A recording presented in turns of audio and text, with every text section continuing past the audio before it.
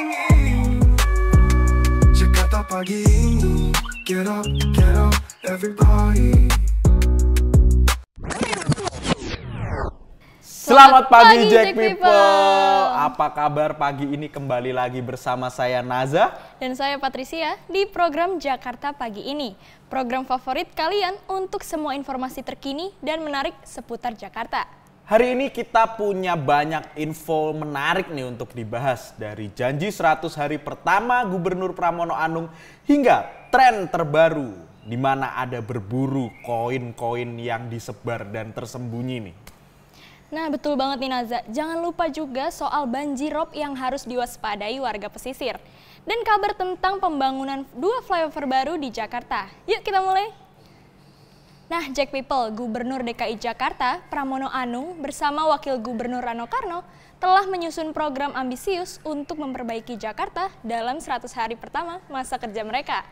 Langkah-langkah seperti normalisasi sungai, rehabilitasi drainase, hingga penerapan sistem jalan berbayar elektronik atau ERP di jalan-jalan protokol akan mulai diterapkan nih. Nah selain itu, program ini juga mencakup penyediaan rusunawa untuk warga berpenghasilan rendah dan peluncuran aplikasi digital terpadu. Semuanya untuk Jakarta yang lebih nyaman bagi kita semua. Untuk yang penasaran, simak info lengkapnya berikut ini. Gubernur DKI Jakarta Pramono Anung bersama Wakil Gubernur Rano Karno telah menyusun rencana ambisius untuk membenahi ibu kota dalam 100 hari pertama masa kepemimpinan mereka. Program prioritas ini mencakup penanganan kemacetan, pengendalian banjir, dan peningkatan pelayanan publik. Dalam upaya mengatasi kemacetan, Pramono berencana memperluas jaringan transportasi umum dan meningkatkan integrasi antar moda. Selain itu, penerapan sistem jalan berbayar elektronik di beberapa ruas jalan protokol akan segera diuji coba untuk mengurangi volume kendaraan pribadi. Untuk pengendalian banjir, pemerintah provinsi akan mempercepat normalisasi sungai dan rehabilitasi drainase kota. Pembersihan saluran air dan pengerukan waduk akan dilakukan secara intensif terutama di wilayah rawan banjir.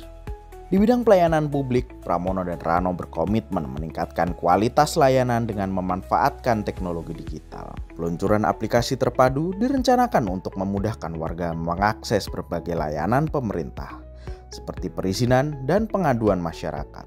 Selain itu, pasangan ini juga fokus pada penataan kawasan kumuh dan penyediaan hunian layak bagi warga berpenghasilan rendah. Program rumah susun sederhana sewa atau rusunawa akan diperbanyak untuk memenuhi kebutuhan tersebut. Pramono Anung berharap dengan pelaksanaan program-program ini, Jakarta dapat menjadi kota yang lebih tertib, aman, dan nyaman bagi seluruh warganya. Masyarakat diharapkan turut berpartisipasi aktif dalam mendukung dan mengawasi jalannya program 100 hari pertama ini. Nah kita lanjut nih Jack People, banjirop ini masih menjadi ancaman bagi warga pesisir Jakarta. BPBD sudah mengeluarkan peringatan dini untuk wilayah seperti Muara Angke, Ancol, dan Marunda hingga 17 Januari. Pemerintah daerah telah menyiagakan personil posko darurat hingga langkah mitigasi seperti pengecekan sistem drainase di wilayah rawan. Nah untuk detail wilayah terdampak dan langkah apa nih yang bisa kita lakukan, yuk simak laporan berikut ini. Badan Penanggulangan Bencana Daerah DKI Jakarta menghimbau warga di 11 wilayah pesisir untuk waspada terhadap potensi banjir rob hingga 17 Januari 2025. Banjirop diperkirakan terjadi akibat pasang maksimum air laut yang dipengaruhi oleh fase bulan baru. Wilayah terdampak meliputi kawasan Muara Angke, Ancol, Marunda, Kamal Muara, dan beberapa wilayah pesisir lainnya di Jakarta Utara.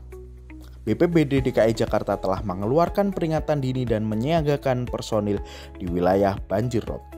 Warga diminta untuk memantau informasi cuaca terkini dan menghindari aktivitas di sekitar garis pantai selama periode waspada.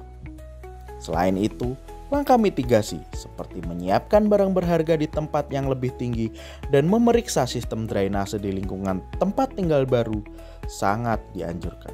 Beberapa tips yang diberikan BPBD kepada warga mencakup langkah-langkah sederhana untuk meminimalkan dampak, seperti menutup celah masuk air di rumah menggunakan karung pasir dan memastikan dokumen penting disimpan dalam wadah kedap air. Pemerintah juga menyediakan posko darurat untuk menanggulangi kebutuhan mendesak masyarakat yang terdampak banjir rob. Sementara itu, Gubernur DKI Jakarta Pramono Anung menyatakan pihaknya akan terus memantau perkembangan situasi dan memastikan koordinasi lintas instansi berjalan baik. Pemerintah daerah juga tengah mempercepat pembangunan infrastruktur tanggul laut untuk mengurangi dampak banjir rob di masa mendatang. Warga pesisir dihimbau untuk tetap tenang namun sigap, serta melaporkan kondisi darurat melalui layanan resmi BPBD atau kontak darurat setempat. Dengan kolaborasi antara masyarakat dan pemerintah, dampak banjir rob diharapkan dapat diminimalkan.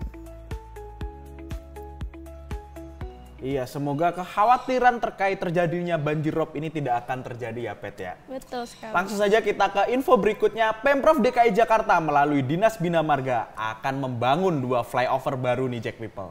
Nah, flyover ini akan dibangun di Kembangan, Jakarta Barat, dan Cilandak, Jakarta Selatan untuk mengatasi kemacetan lalu lintas. Nah, proyek ini juga dilengkapi jalur sepeda dan trotoar yang ramah untuk pejalan kaki nih, Za. Langkah ini menjadi bagian dari upaya mewujudkan Jakarta sebagai kota global. Berikut laporan selengkapnya.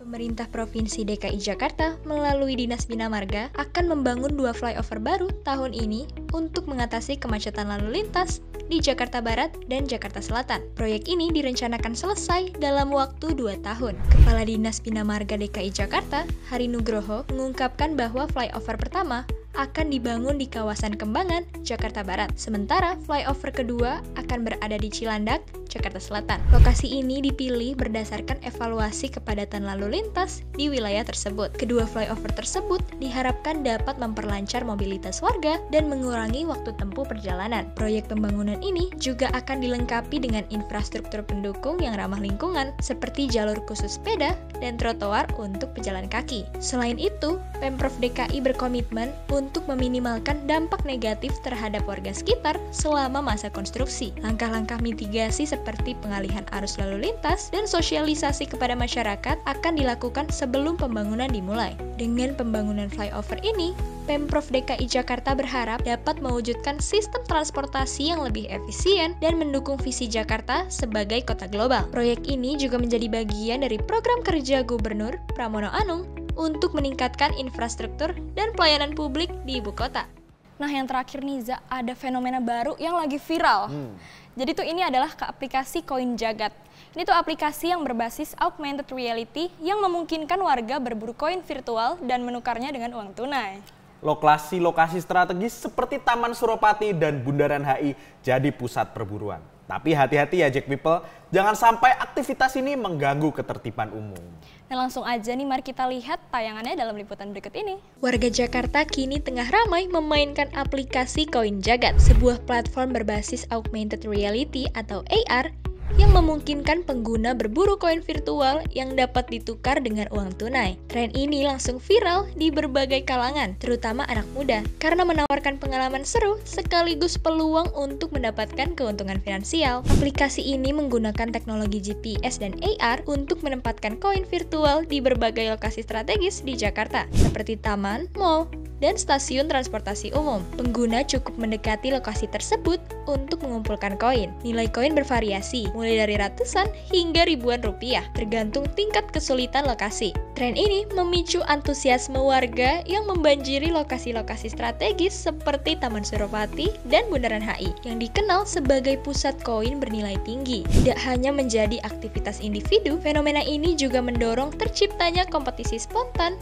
dan komunitas berburu koin yang saling berbagi tips. Aplikasi ini memanfaatkan kecanggihan teknologi AR untuk membuat pengguna lebih aktif bergerak, sehingga memberikan efek positif pada kesehatan. Namun, beberapa kritik muncul terkait potensi kerumunan besar yang dapat mengganggu ketertiban umum. Meski demikian, dampak ekonominya cukup menarik, dengan berbagai pengguna melaporkan penghasilan hingga 200.000 per hari dari hasil berburu koin. Di tengah popularitasnya, pemerintah mengingatkan warga untuk tetap berhati-hati saat memainkan aplikasi ini, menjaga keselamatan di ruang publik, dan memastikan aktivitas berburu koin tidak mengganggu kenyamanan masyarakat lain.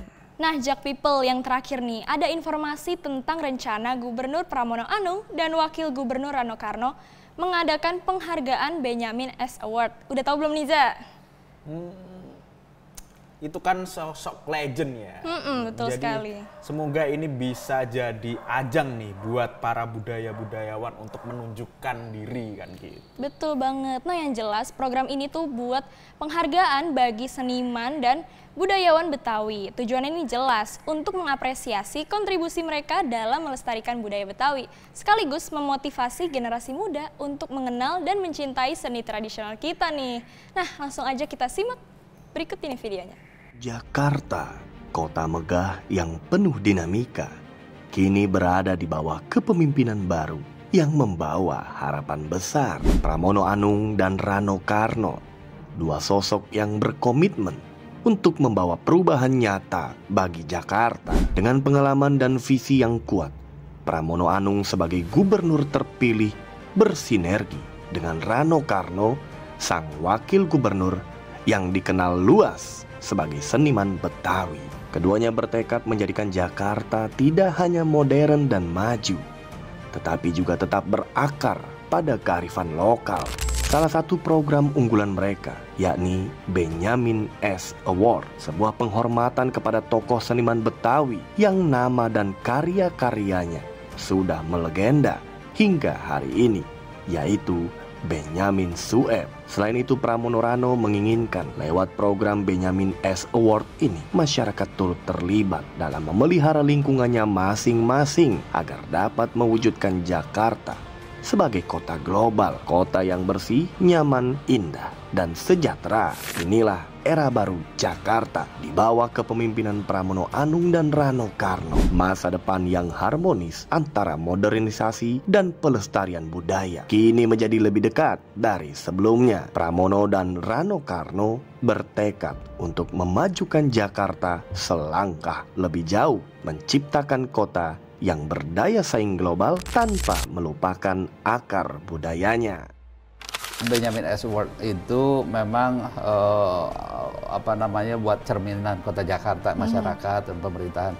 Artinya kita juga sebenarnya ini kalau tahu ini program SDGs, Sustainable Development Goals, ya itu di situ ada poverty, no poverty, zero hunger, terus juga soal kesehatan, soal pendidikan dan lain-lain. Jadi kita nanti artinya kan ini sehat, bersih, nyaman, aman, indah, sehat untuk mencapai kesejahteraan.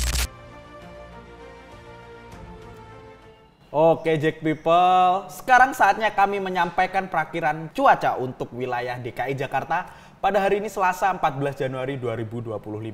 Jangan lupa siapkan payung Anda ya, karena beberapa wilayah diperkirakan akan diguyur hujan. Yuk kita mulai.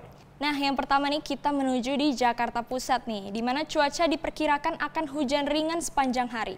Suhu udara berkisar antara 24 hingga 28 derajat Celcius, dengan tingkat kelembapan mencapai 75 hingga 92%. Lanjut di Jakarta Utara, kondisinya juga tidak jauh berbeda Jack People. Hujan ringan juga diprediksi akan turun di wilayah ini. Suhu udara akan berada di kisaran 24 hingga 28 derajat Celcius, dengan kelembapan antara 75 hingga 92%. Oke, selanjutnya nih kita menuju ke Jakarta Barat. Jadi di wilayah ini juga diperkirakan akan mengalami hujan ringan. Suhu udara di sini berkisar antara 23 hingga 28 derajat Celcius, dengan tingkat kelembapan antara 76 hingga 94%. Untuk Jakarta Selatan, hujan ringan juga diperkirakan akan turun dengan suhu udara sedikit lebih rendah, yaitu antara 24 hingga 29 derajat Celcius. Tingkat kelembapannya lebih tinggi, mencapai 76 hingga 91%. Oke, yang terakhir di Jakarta Timur, hujan ringan juga akan mewarnai hari Anda.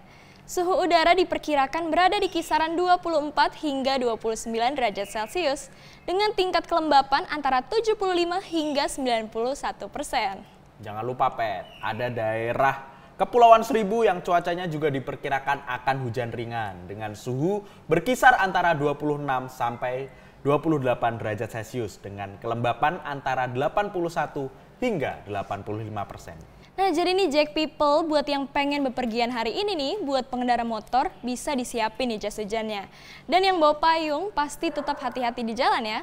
Terutama saat hujan turun, semoga aktivitas Anda berjalan lancar. Betul, Pet. Untuk informasi cuaca yang lebih akurat dan pembaruan terkini, Anda bisa langsung cek situs resmi dari BMKG. Itu dia rangkuman info pagi ini Jack People. Semoga hari kalian produktif dan semangat menghadapi tantangan di Jakarta.